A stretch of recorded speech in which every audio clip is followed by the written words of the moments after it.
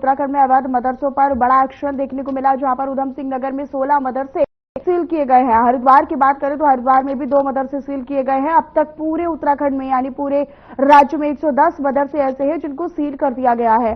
तो लगातार अवैध मदरसों पर इस तरह की कार्रवाई सरकार की ओर से जारी है। उत्तराखंड में अवैध मदरसों पर लगातार एक्शन मिल रहा है। उधम सिंह नगर में 16 मदरसे सील किए गए हैं। हरिद्वार में भी 2 मदरसे सील किए गए। अब तक पूरे राज्य के मदरसे जिनको सील किया गया उनका आंकड़ा पहुंचा है 110, यानी लगातार अवैध मदरसों पर। और इसकी मुख्य वजह यही है कि किस तरीके से यहां पर गतिविधियों को लेकर या फिर संलिप्तता को लेकर जिस तरह के संदेह पैदा हो रहे थे उसको लेकर, और गैर कानूनी तरीके से जो मदरसे बने गए उसमें गलत गतिविधियां होती हैं या फिर उसमें जो प्रक्रिया है वो पूरी तरीके से होती है।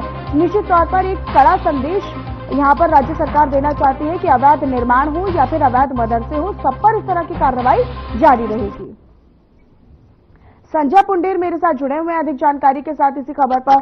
संजय, लगातार मदरसे जिनको सील किया गया है उसमें लगातार आंकड़े जो है वो बढ़ते जा रहे हैं। अब कहां पर एक्शन हुआ है, जरा बताइए।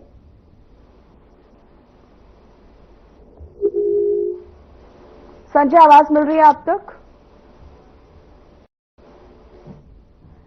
चलिए एक बार फिर से हम संजय से संपर्क करने की कोशिश करेंगे। तो लगातार जो मदरसे हैं जो अवैध तरीके से जिनमें गतिविधियां पाई गई या फिर जिनका रजिस्ट्रेशन नहीं पाया गया, जो अवैध पाए गए हैं उनको लगातार सील करने का काम जो है वो सरकार के आदेश पर किया जा रहा है और लगातार ये जो एक्शन है वो जारी है। उधम सिंह नगर में 16 मदरसे अभी तक सील किए गए हैं। तो अगर हम पूरे उत्तराखंड की बात करते हैं तो ये जो आंकड़ा है मदरसे जहां पर सील किए गए हैं उनका आंकड़ा पहुंचा है बढ़कर 100, और इस तरीके से ये जो कार्रवाई है वो अब भी जारी रहने वाली है। तो उत्तराखंड में अवैध मदरसों पर लगातार एक्शन हो रहा है और सरकार जो है वो अवैध निर्माण, अवैध मदरसों को लेकर लगातार सक्रिय और काफी गंभीर नजर आ रही है और यही गंभीरता है जो उनके सामने देखने को मिल रही है।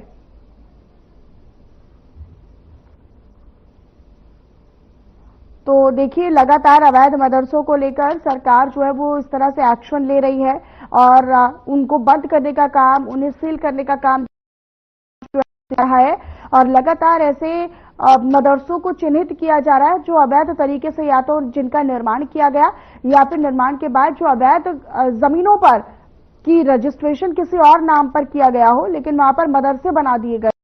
ऐसी जमीनों को, ऐसे निर्माणों को और ऐसे मदरसों पर भी कार्रवाई की जा रही है।